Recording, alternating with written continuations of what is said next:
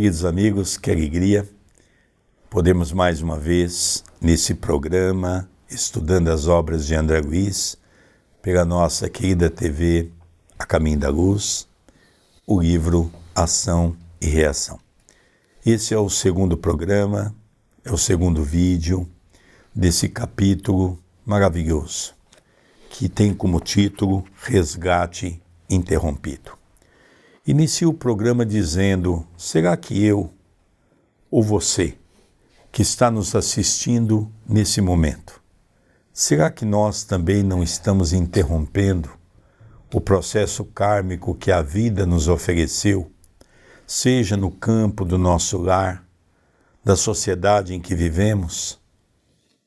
É para nós pensarmos um pouco.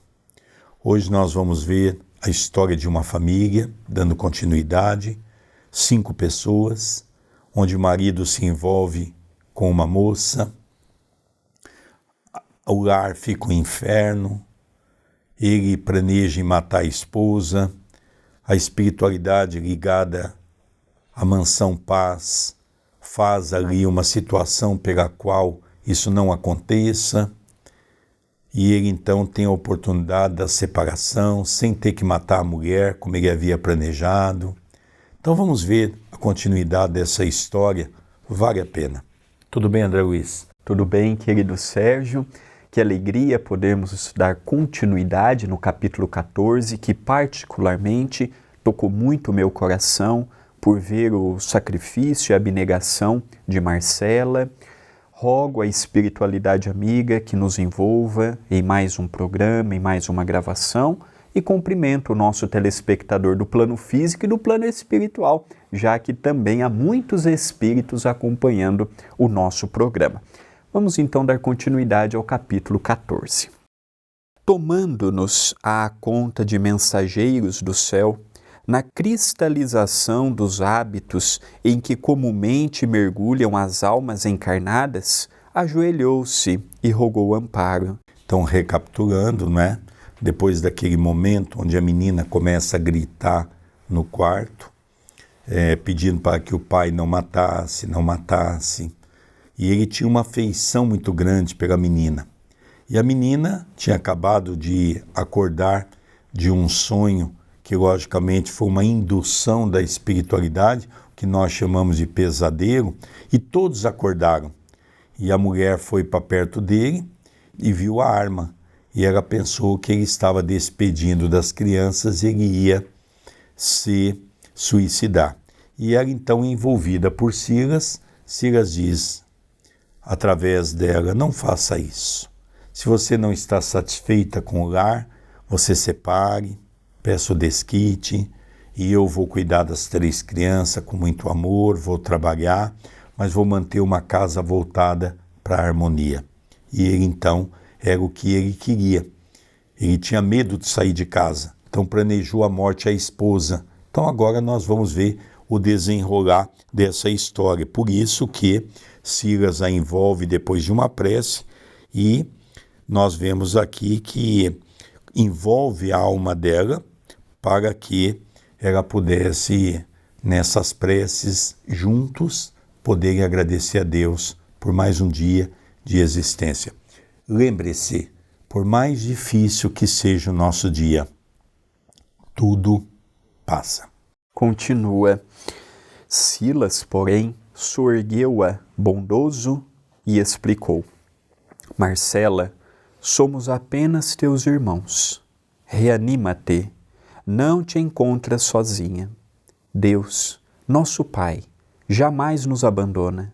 Concede, sim, liberdade ao teu esposo, embora saibamos que o dever é uma bênção divina da qual pagaremos caro a deserção.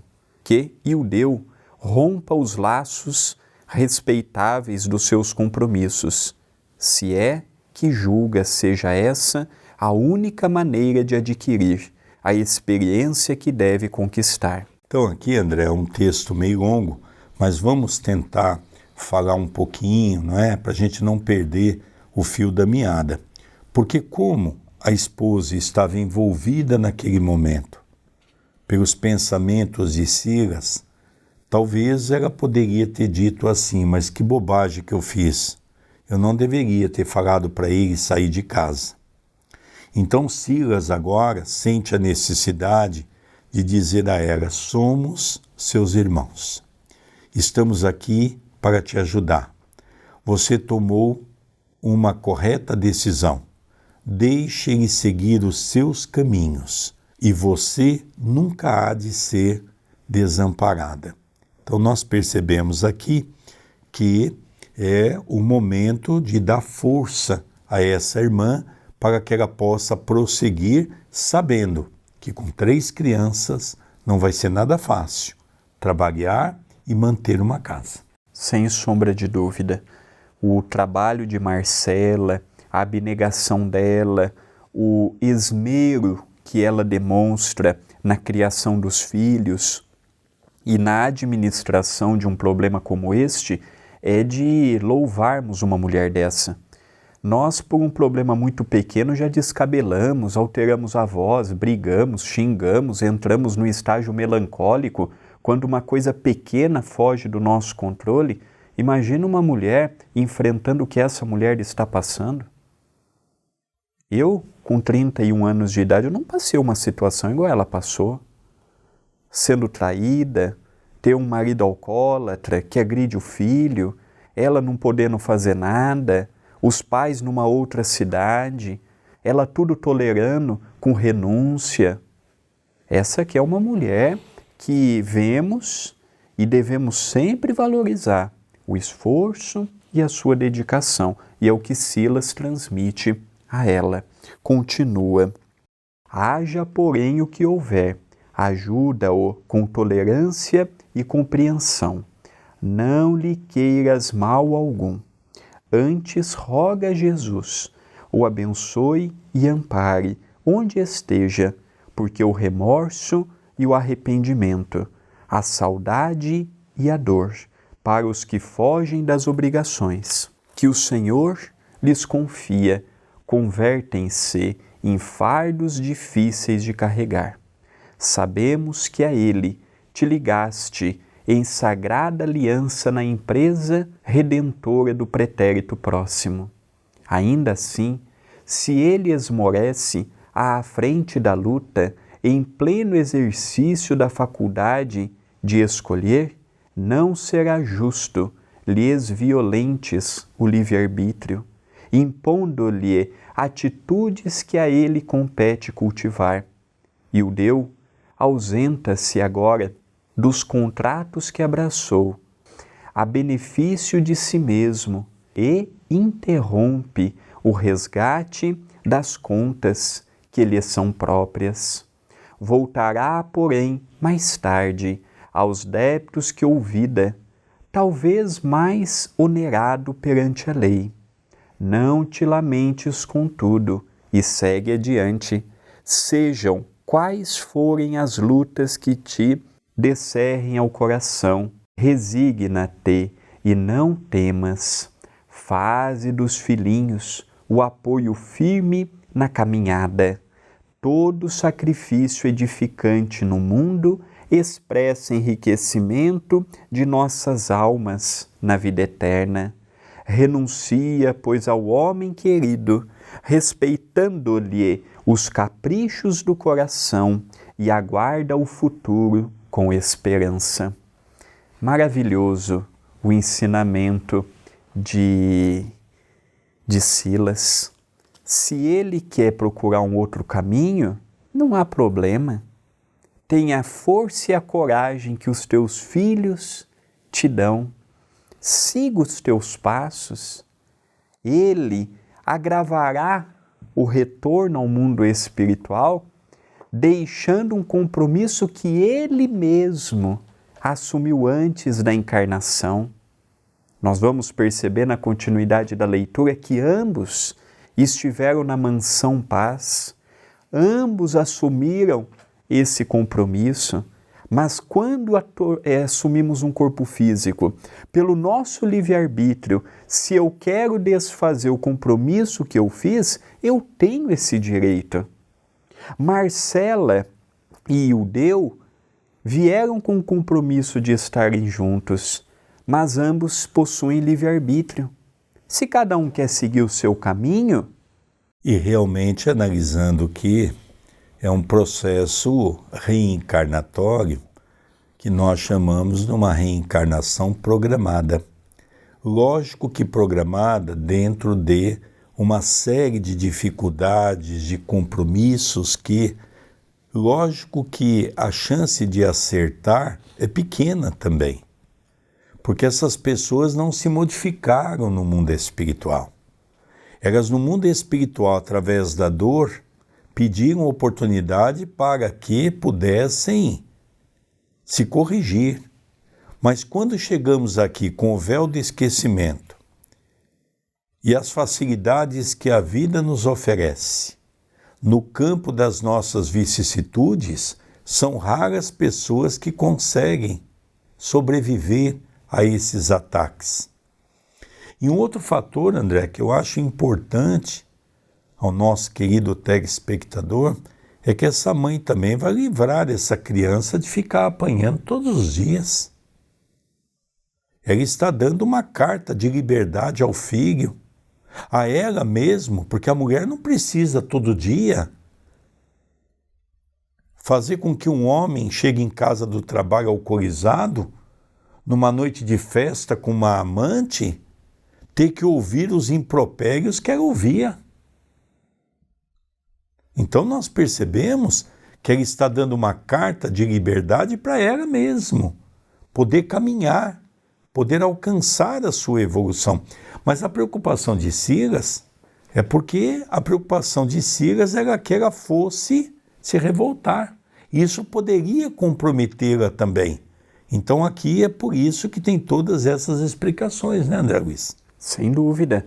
Era uma carta de liberdade para ela, para a família, que estava vivendo aquele jugo pesadíssimo de um pai ausente, de um pai alcoólatra e dando péssimos exemplos perante os seus próprios filhos. E agora, lógico que nós vamos ver a continuidade da lição e nós vamos ver que, lógico, que num primeiro momento agora ele cai em pavor, porque a preocupação vai abater a porta do seu coração. Vamos ver a continuidade. Continua.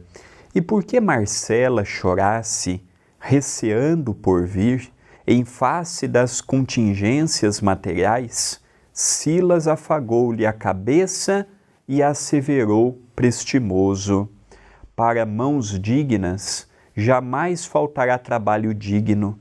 Contemos com a proteção do Senhor e marchemos com desassombro. Enxugue o pranto e ergue-te em espírito a fonte do sumo bem. Então aqui vem aquela orientação, né? Quando ela estava começando a querer cair no desânimo, ele diz: não, levante a cabeça, nós estamos ao seu lado. E quem trabalha com Jesus, quem trabalha para o bem, quem procura o trabalho honesto, nunca lhe faltará auxílio. Então fique tranquila, nós vamos te ajudar. E essa orientação não serve apenas nesse quesito, não. Às vezes a gente começa uma atividade no bem, vem a crítica por parte da família, a falta de apoio por parte das pessoas que estão ao nosso lado. Coloquemos uma coisa na cabeça: o bem, ele ainda gera muita repercussão negativa, mas quando o trabalho é envolto de beneficiar o próximo, sempre temos generosos amigos espirituais nos apoiando, como é o caso desta mulher digna. Continua. Nesse interim, parentes desencarnados da jovem senhora assomaram carinhosamente ao recinto, estendendo-lhe as mãos.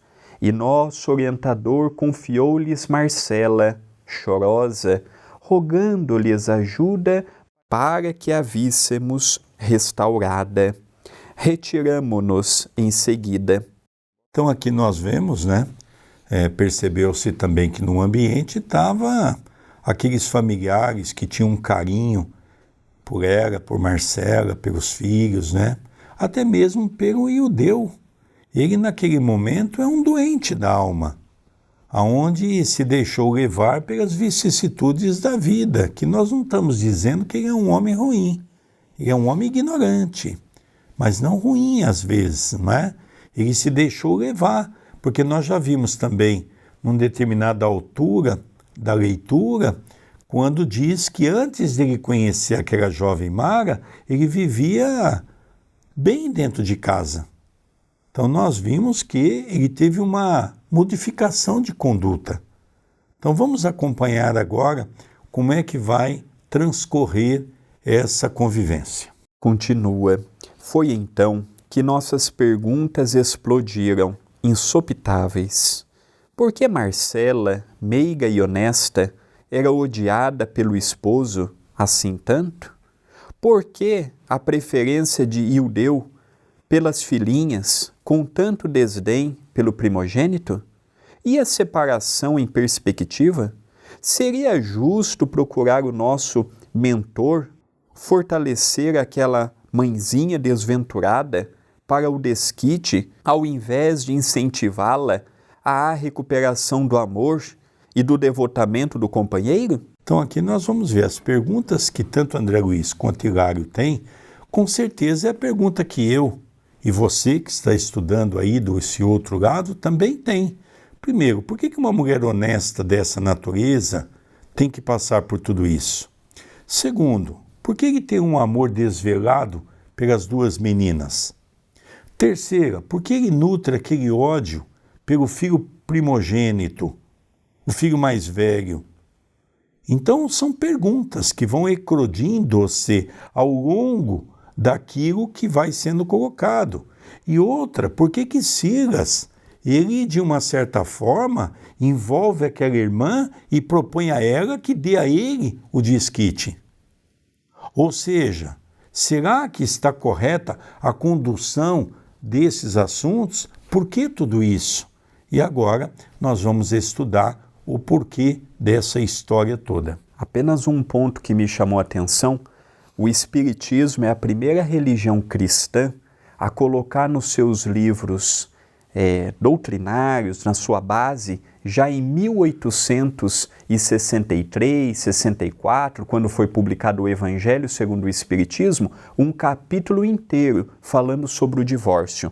No século XIX, não se falava nas religiões cristãs. Diga-se de passagem, no próprio Brasil, na década de 1950, 60, 70, um casal separado era motivo de escândalo. Então o Espiritismo, há quase 200 anos, já colocava em suas obras basilares a separação e é preferível cada um seguir o seu caminho quando tentado tudo e não haveria mais chance de reatar. Continua. O assistente sorriu com manifesto desencanto e obtemperou. Há nas anotações do apóstolo Mateus certa passagem na qual afirma Jesus que o divórcio na terra é permitido a nós outros pela dureza dos nossos corações. Aqui, a medida deve ser facultada à maneira de medicação violenta em casos desesperadores de desarmonia orgânica. Na febre alta ou no tumor maligno, por exemplo, a intervenção exige métodos drásticos, a fim de que a crise de sofrimento não culmine com a loucura ou com a morte extemporânea. Nos problemas matrimoniais agravados pela defecção de um dos cônjuges, ou mesmo pela deserção de ambos do dever a cumprir, o divórcio é compreensível como providência contra o crime, seja ele o assassínio ou o suicídio. Entretanto, assim como o choque operatório para o tumor e a quinina para certas febres são recursos de emergência sem capacidade de liquidar as causas profundas da enfermidade, as quais prosseguem reclamando tratamento longo e laborioso. O divórcio não soluciona o problema da redenção, porque ninguém se reúne no casamento humano ou nos empreendimentos de elevação espiritual no mundo sem o vínculo do passado. E esse vínculo quase sempre significa débito no espírito ou compromisso vivo e delongado no tempo. O homem ou a mulher, desse modo, podem provocar o divórcio e obtê-lo como sendo o menor dos piores males que lhes possam acontecer. Ainda assim, não se liberam da dívida em que se acham incursos, cabendo-lhes voltar ao pagamento respectivo, tão logo seja oportuno. Então aqui nós vamos ver 3 momentos importantes do processo evolutivo do homem na Terra: Moisés, Jesus e a doutrina espírita, as 3 revelações. Moisés, no Velho Testamento, coloca de maneira definitiva que eram totalmente contrário ao divórcio. Então ali era um fato consumado, onde não poderia ter o divórcio. Quando Jesus esteve em nossos meios, Jesus faz essa afirmativa que está narrada no evangelista Mateus, quando ele diz para nós, certa passagem na qual afirma Jesus que o divórcio na terra é permitido a nós outros pela dureza dos nossos corações. Então Jesus vem dizendo que nós precisamos repensar que o divórcio, em alguns momentos, pode ser uma solução. Vem a doutrina espírita, numa mensagem no Evangelho segundo o Espiritismo, que diz que nós, os espíritas cristãos, devemos tentar todas as alternativas, mas quando se parte para as agressões, seja verbais, quando há um risco de vida, é preferível que se separe. E agora vem uma explicação fabulosa de Silas, mostrando que realmente é preferível, nesse caso em específico, que eles trabalhassem com a ideia do divórcio, da separação, do que esse homem continuar a engendrar a ideia de um crime. Então pergunta a Silas, o que seria melhor? Que houvesse o crime e eles continuassem juntos, ou que eles se separassem para que um dia cada um pudesse ser responsabilizado pelos erros que cometeu? Relembrando que a doutrina espírita é a doutrina de uma fé raciocinada. Dentro dessa fé raciocinada, nós vamos entender que Deus nos deu o livre-arbítrio. O livre-arbítrio nos dá a certeza de podermos fazer aquilo que Jesus um dia nos ensinou. Dizei sim, sim, e não, não, no momento em que vós julgardes correto. Então aqui nós estamos percebendo que são colocações sustentáveis dentro da lógica e da razão. O que Silas está falando é o óbvio. É preferível que tenha uma vida essa mulher com os seus filhos de maneira difícil do que essa mulher estar no mundo espiritual vendo os 3 filhos caminharem por um sofrimento atroz na mão de um homem dessa natureza. Lembrando que nenhuma mulher reencarna com compromisso de apanhar do marido, por exemplo, ou de ficar ouvindo essa tortura. Eu sou infeliz por conta tua, eu tenho que trabalhar muito porque você gasta muito. Ninguém reencarnou nesse mundo para sofrer esse tipo de agressão verbal ou física, não. Nenhuma pessoa vem com a ideia da separação.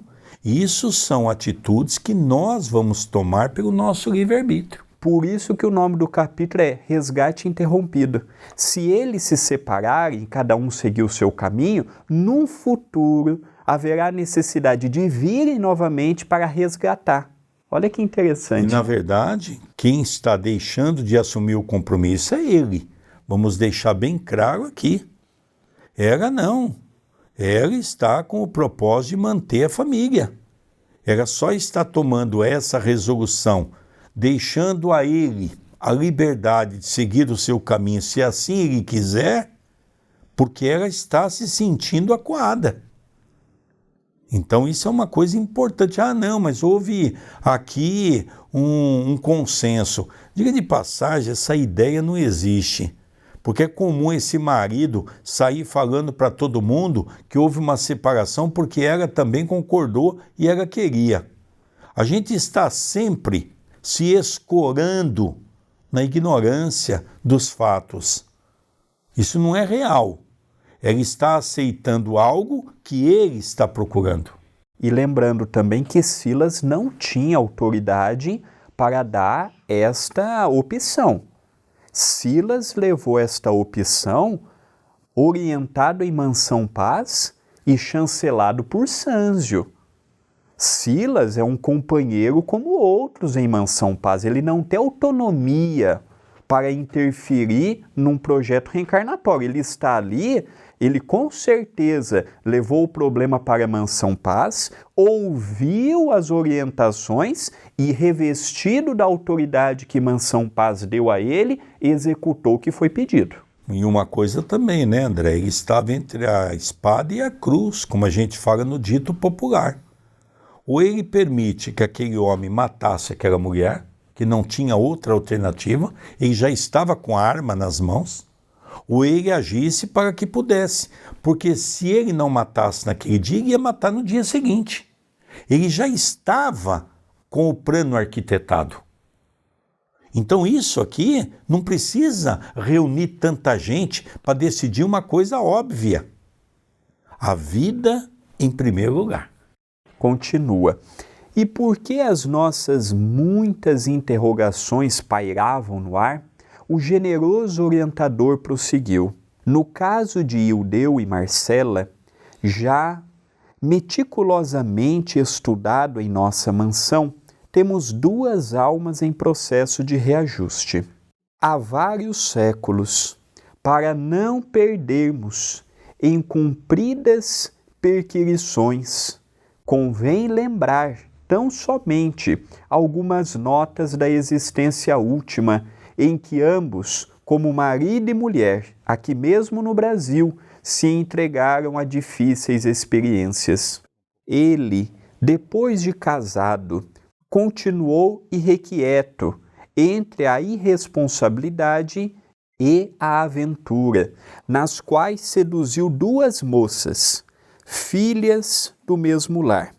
Primeiramente, enganou uma delas, abandonando a esposa que a lei lhe havia confiado, passando, porém, ao convívio da segunda companheira, que patrocinava o desenvolvimento da irmãzinha menor, que os pais, à beira do túmulo, lhe haviam entregue. Ildeu não vacilou em aguardar-lhe a floração juvenil, para submetê-la igualmente aos seus caprichos inconfessáveis. Então aqui nós estamos vendo Ildeu numa existência anterior. Foi casado com Marcela, se separou dela, se uniu a duas irmãs, primeiro uma, esperou a outra crescer, desenvolver, envolveu com a outra também. Então é um companheiro que não traz dessa existência essa dificuldade com o sexo. O problema do sexo, como o problema do alcoolismo, como o problema de outras ordens inferiores que ainda trazemos, caminha conosco há muito tempo. E Ildeu não desenvolveu nessa existência a sua necessidade, vem trazendo de outras existências. E para Silas não ir muito recuado no tempo, ele está contando apenas da última existência. Lembrando que Mansão Paz é uma instituição sediada entre a Suíça e a Itália, porém subordinada a nosso lar. E aqui eles estão tutelando uma encarnação que se passa no Brasil. Então nós percebemos como essa questão de tempo e de espaço, ela é muito relativa. Há pouco tempo nós acompanhamos de maneira assustadora, por exemplo, a ideia daquele anestesista que foi flagrado dando uma dose um pouco maior de anestesia e acabava se aproveitando daquelas mulheres que estavam em parto. Nós não temos noção do que um homem é capaz quando ele está revestido desse vício da sexualidade desregrada. Ao mesmo tempo que nós não podemos julgar, porque trata-se de uma pessoa amplamente desregrada, que traz isso consigo do passado, mas, logicamente, não podemos deixar de falar de que a grande maioria das pessoas que abandonam o lar para ter sexo fácil são pessoas que vivem nas raias da animalidade. Então nós vamos ver no Livro dos Espíritos, Allan Kardec fala sobre o casamento. E ele fala o que seria a extinção do casamento. E os Espíritos respondem: o retorno ao reino dos animais. E é o que nós vemos hoje. A sexualidade é algo animalesca. A sexualidade é algo que transcende nos dias atuais que nós vivemos. Então nós precisamos analisar que uma boa parte da sociedade hoje, que estão encarnadas, são espíritos que vieram de zonas trevosas, de zonas abismais, onde o sexo é o ponto central do desequilíbrio dessas pessoas. É um assunto muito sério, que não cabe a nós o julgamento, mas cabe a nós a reflexão da educação sexual que devemos ter. Então nós temos que buscar essa educação nas nossas reflexões.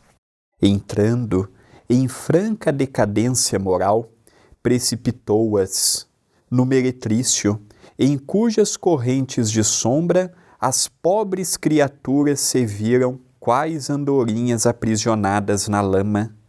Abandonada a esposa, que era então a mesma companheira de agora, e sofredora mulher, incapaz de sofrear-se no insulamento, após 5 anos de expectativa e solidão, aceitou a companhia de um homem digno e trabalhador, com quem passou maritalmente a viver. Os dias correram sobre os dias, e quando Ildeu, ainda relativamente moço, mas integralmente vencido pela intemperança e pelo deboche, regressou doente à cidade em que se havia consorciado, buscando o aconchego da esposa, cuja fidelidade carinhosa ele mesmo destruíra, não mais na ânsia de ajudá-la ou de amá-la, e sim no propósito de escravizá-la. Por enfermeira de seu corpo abatido, eis que a reencontra, feliz junto de outro. Então aqui agora nós estamos começando a perceber o drama, né? Então as duas meninas, por que ele tinha uma paixão até doentia? Porque eram duas meninas que ele se aproveitou no passado, então ele tinha uma afinidade com essas duas. E também aqui, se ele continuasse dentro de casa com essa mente que ele tem, é aqueles casos que a gente vê de estupro familiar. Por que existe muito estupro familiar de pais para filhos, ou mesmo mãe que casa-se novamente e o novo marido se aproveita da filha? Olha esses processos que aos nossos olhos parece ser um processo do acaso, mas é, sem sombra de dúvida, um processo kármico. Então, nessa mesma vida, ele vai se atirar nos vícios. Quando já velho e doente, tenta retornar para a esposa. Mas, de repente, ao se aproximar da esposa já doente, percebeu que a esposa estava feliz, porque havia tido um novo consórcio, havia se casado novamente. E, logicamente, agora nós vamos ver quem é essa pessoa pela qual ela encontrou a felicidade. Porque no começo do capítulo nós vemos que o filho primogênito é aquele que acompanha a mãe em todos os momentos. Quando o pai chega violento, é ele que corre para os braços da mãe, tenta proteger a mãe com 9 anos de idade. Então nós vamos agora começando a entender todo esse enlace no campo familiar, né, André Luiz? É verdade. Nós vamos vendo que os personagens de ontem reencontram-se no hoje pela lei da afinidade e pela lei da desavença. Continua. Movido de incompreensível ciúme, de vez que renegara o lar sem motivo justo, não suporta ver a alegria da companheira, matando-lhe o eleito do coração. Dentro em breve, todo o grupo que o deu infelicitou se reúne, inclusive ele próprio, na esfera espiritual, onde a justiça da lei sopesa os méritos e deméritos de cada um, e com o amparo de abnegados benfeitores, regressam as personagens do drama doloroso ao resgate na reencarnação, com Ildeu à frente das responsabilidades, por ter maiores culpas. Marcela concorda em auxiliá-lo e retoma o posto antigo, ajudando-o na condição de esposa fiel. Roberto é o companheiro assassinado que volta, do qual Ildeu é devedor da própria vida. Sônia e Márcia são as 2 irmãs que ele arrojou ao vício e à delinquência, dele esperando hoje, como filhas queridas, o necessário auxílio para a reabilitação. Então é um lar desajustado. A mulher de todas essas, Marcela, é a que tem o maior peso de renúncia. Renunciou naquela existência, está renunciando agora de novo, aceitou as 2 como filhas, as mesmas que ele aliciou na sexualidade desregrada. Roberto, ele matou Roberto na existência passada, para que ele pudesse novamente ocupar o lugar que na cabeça doentia dele era lugar dele, e ele nesse meio. Marcela, sem sombra de dúvida, é um espírito que quanto mais nós vamos vendo a leitura, mais nos apaixonamos por essa mulher. É uma mulher em evolução, é um espírito também com muito a vencer, mas não é fácil estar no lugar dela, não. Ela é o equilíbrio do lar. Vê, por um lado, o marido e o filho não dando bem. O marido, de tempo em tempo, falando que vai matar o filho. O filho também não tendo apreço pelo pai. As meninas, aquela paixão pelo pai. E a mãe sendo ali o esteio de toda aquela casa. A mãe sendo o equilíbrio de toda aquela casa. É uma família totalmente desestruturada, não no quesito material, estou falando no quesito dos sentimentos, e ela é quem nivela. Ela procura chamar os filhos para a prece, ela procura dar bons exemplos, ela procura acalmar os ânimos, ela prefere acalmar as arestas para que o lar não entre numa situação ainda mais desafiadora. Eu tenho em Marcela uma grande heroína silenciosa, igual Marcela, muitos lares passam por essa situação e nós nem ficamos sabendo. E uma coisa interessante, eu vou mais além, não é muitos lares não. A grande maioria dos lares sofre o processo kármico. Uns mais intenso, outros menos intenso, tirando aquelas reencarnações compulsórias, onde as pessoas vão se reencontrando aqui e vão tendo filhos que não são programados, porque isso acontece muito, é verdade, mas as reencarnações programadas, quase que todas elas, vêm sobre o véu dos espinhos, que hão de ferir as pessoas. Realmente Marcela é uma pessoa encantadora, porque numa vida anterior, numa existência anterior, ela já sofre desse mesmo homem, depois mais para o final da vida ela tem uma vida feliz porque conhece uma pessoa que valoriza ela como mulher.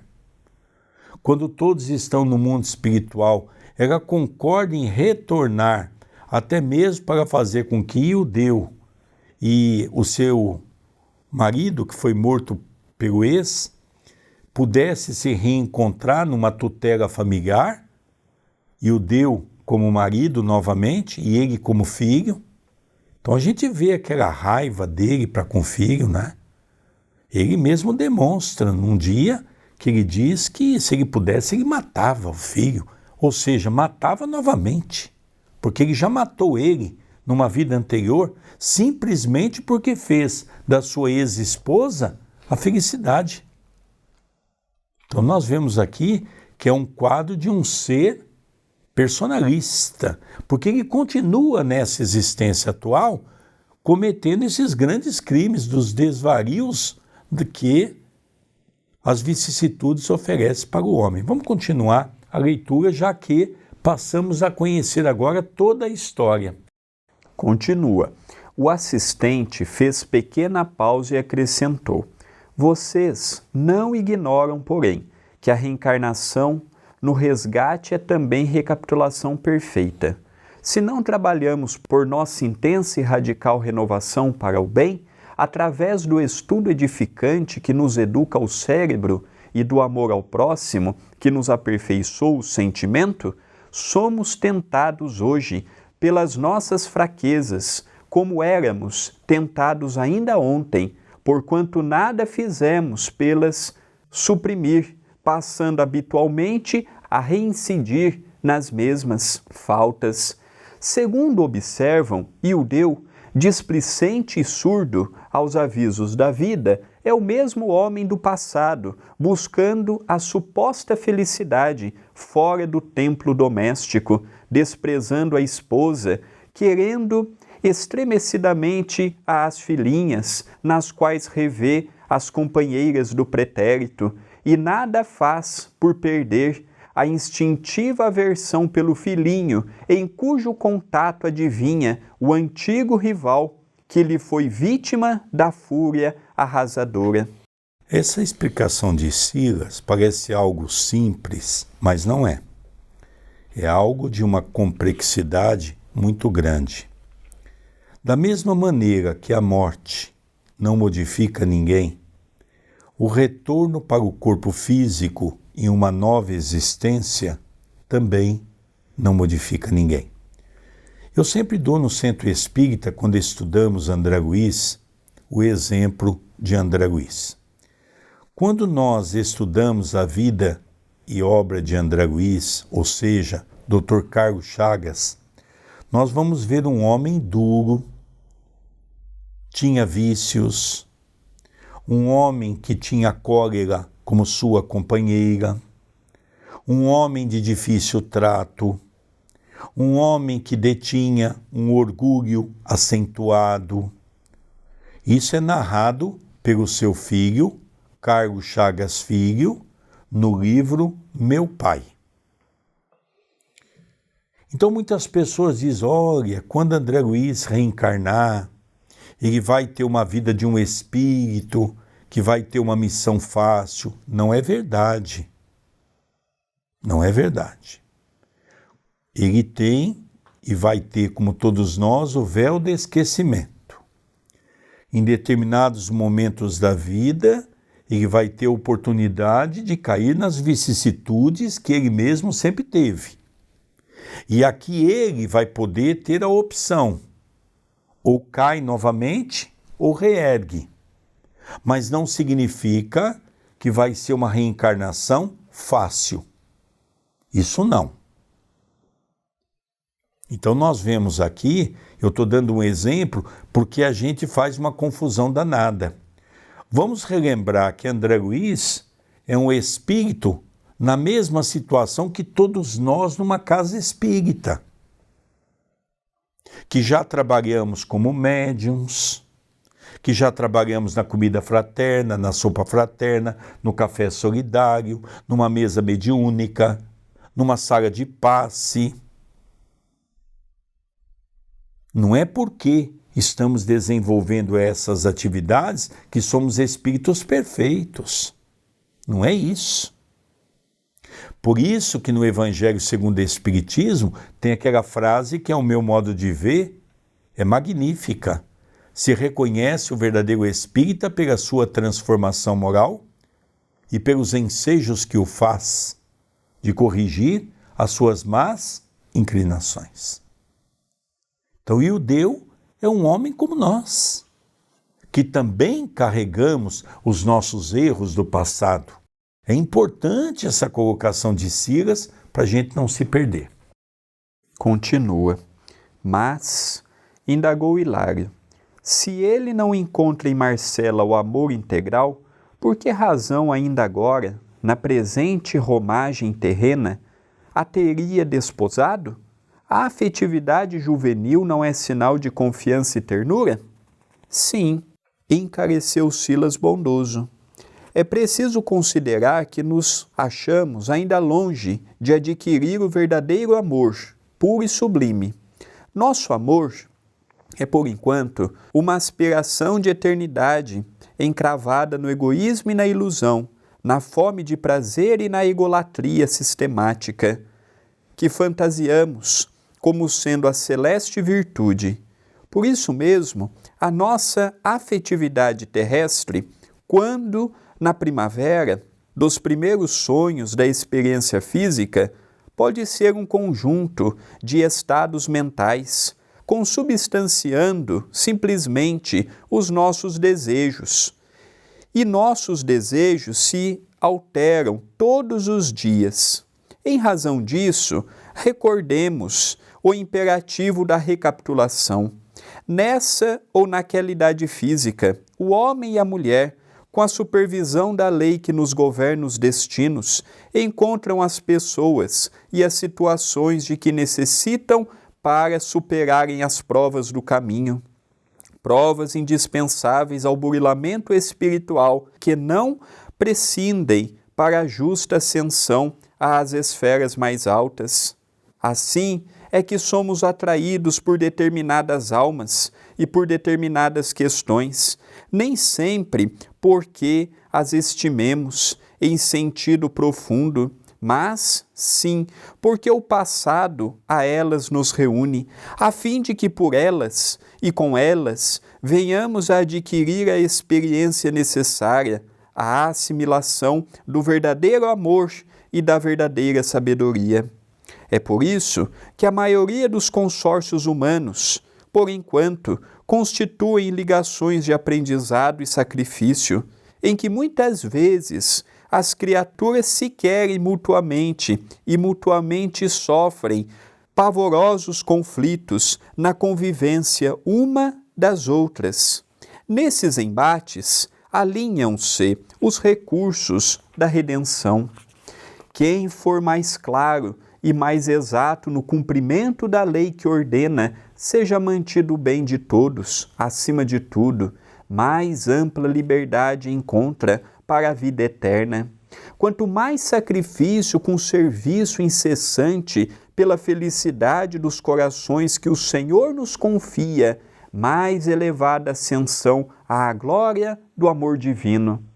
Olha que bonito a definição de Silas, mostrando que a maioria dos casamentos, e agora por que não trazermos o nosso também, não é o nosso casamento, mostrando que ainda não estamos ligados pelo amor genuíno, ainda pelo endurecimento do nosso coração.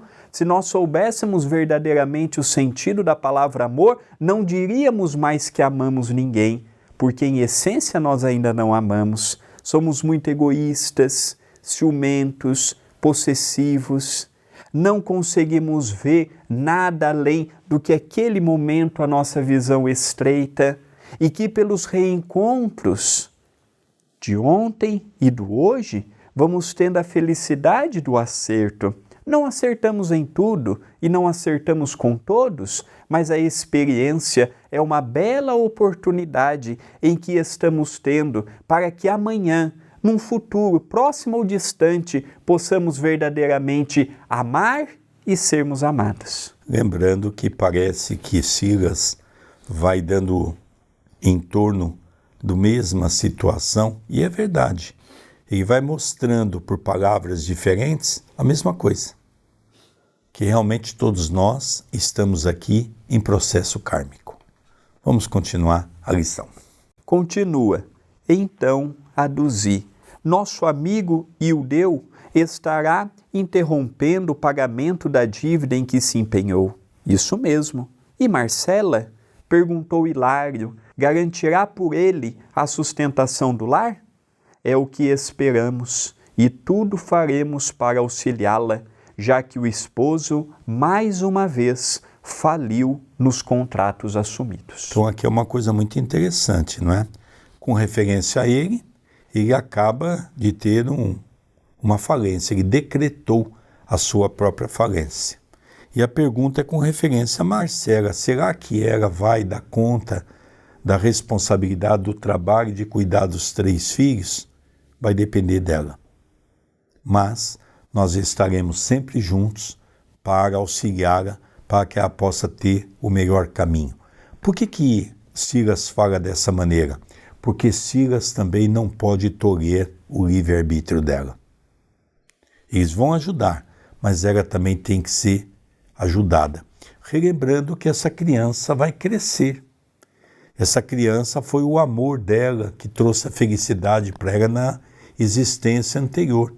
E com certeza ela vai se agarrar a esse amor e esse espírito vai ajudar muito a ela nessa caminhada. E aqui nós vemos novamente que os amores vão mudando, não é?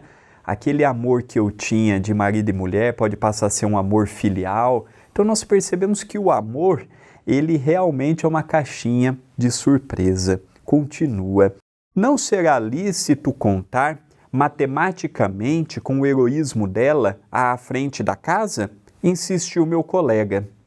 Quem poderá medir a resistência dos outros? Falou Silas sorrindo. Marcela é senhora de si e com a deserção do esposo é chamada a encargos duplos.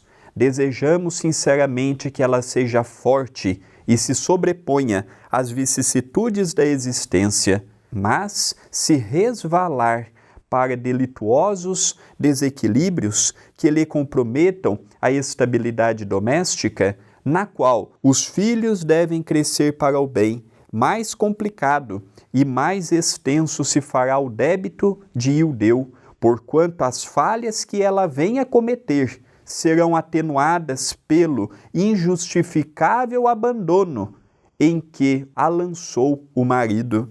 Quem se faz responsável por nossas quedas, experimenta em si mesmo a ampliação dos próprios crimes. Aqui 2 pontos importantes, já partindo para o final do estudo de hoje, não é? O primeiro, essa colocação de Hilário é interessante. E se ela falhar? Se ela falhar, todos os erros vão ser colocados como crimes nas costas de Ildeu. Porque ela até agora está se apresentando de maneira belíssima, na condição de uma boa esposa, de uma boa mãe, de uma boa companheira do lar, e a partir de agora vão vir as dificuldades pela irresponsabilidade de Ildeu. As consequências disso, logicamente, vão ser imputadas a ele, se porventura ela sucumbir. Ou se um dos filhos, sem a ausência do pai, cair nas drogas, na prostituição, na delinquência, o pai é coautor de tudo isso. E se não tiver dentro do processo kármico desses filhos, o que o André acabou de citar, também é imputado como débito para esse homem. Então veja, queridos irmãos, o quanto nós estamos aí tendo que nos preocupar com a nossa caminhada. Será que não estamos arrastando mais dívida para o amanhã? Continua. Hilário meditou e disse em seguida: imaginemos, porém, que Marcela e os filhinhos consigam vencer a crise, esmagando com o tempo as necessidades de que são agora vítimas. Figuremo-los terminando a atual reencarnação com plena vitória moral em confronto com o Ildeu, retardando impenitente devedor. Se a esposa e os filhos, então, definitivamente guindados à luz, dispensarem qualquer contato com a sombra, em franca ascensão às linhas superiores da vida, a quem pagará Ildeu o montante das dívidas em que se agrava? Então a pergunta é uma pergunta muito interessante, não é? Se ele e os filhos vencerem tudo isso, como é que fica a história de Ildeu? Será que ele vai ter mais tranquilidade? Será que o que ele tem que pagar, o montante será o mesmo? Vai ter um certo alívio? Essa é a pergunta. Vamos ver a resposta. Silas estampou significativo gesto facial e explicou: embora estejamos todos, uns diante dos outros, em processo reparador de culpas recíprocas, em verdade, antes de tudo, somos devedores da lei em nossas consciências. Fazendo mal aos outros, praticamos o mal contra nós mesmos.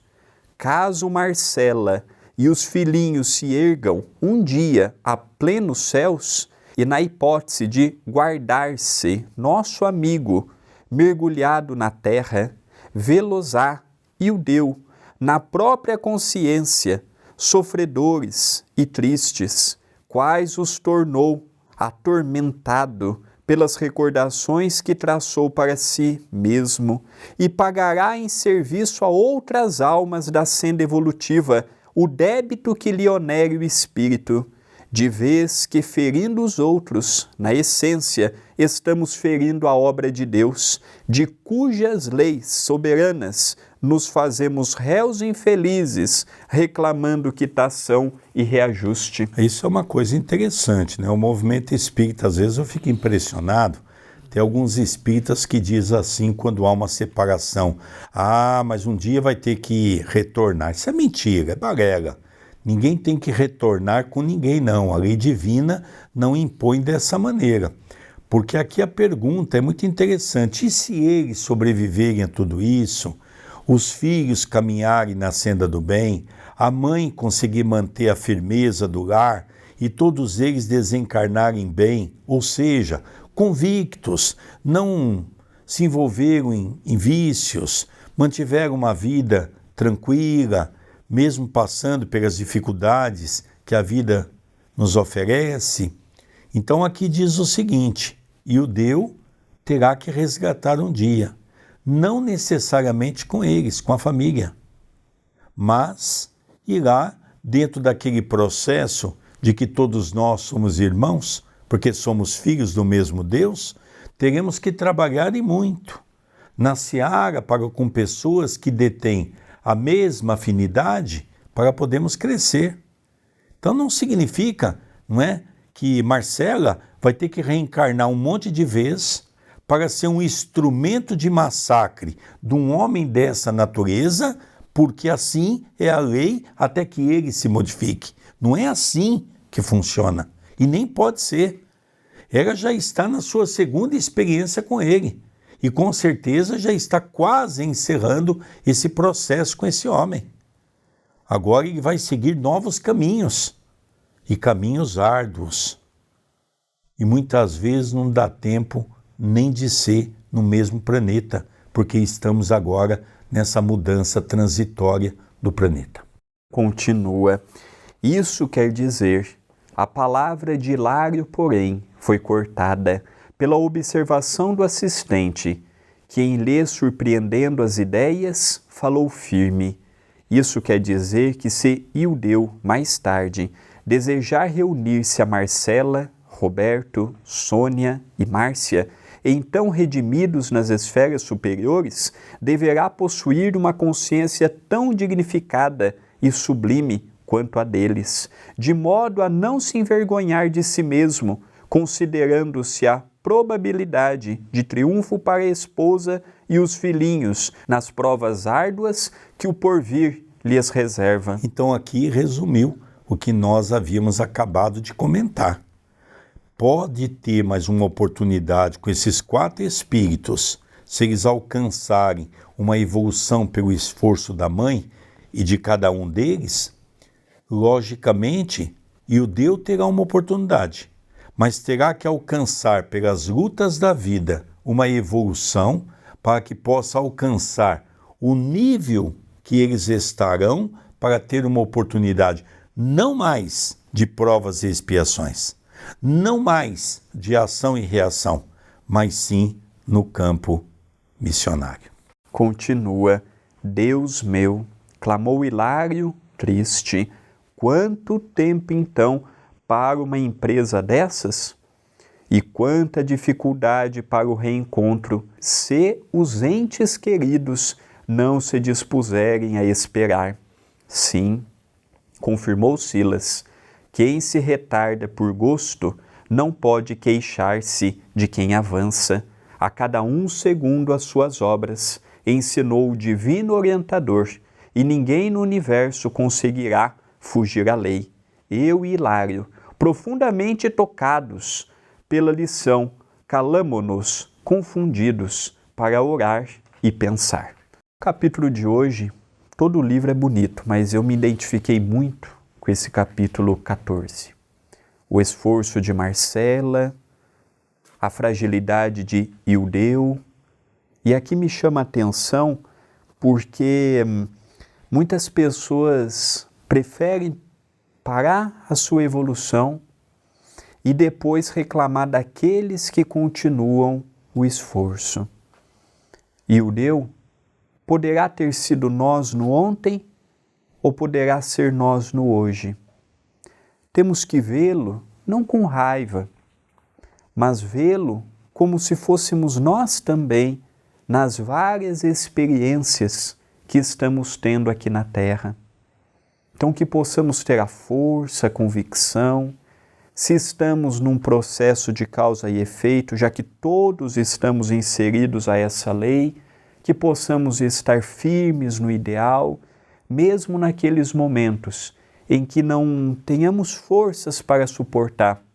Vimos neste capítulo o quanto que a prece renova e auxilia. Então, um capítulo fantástico.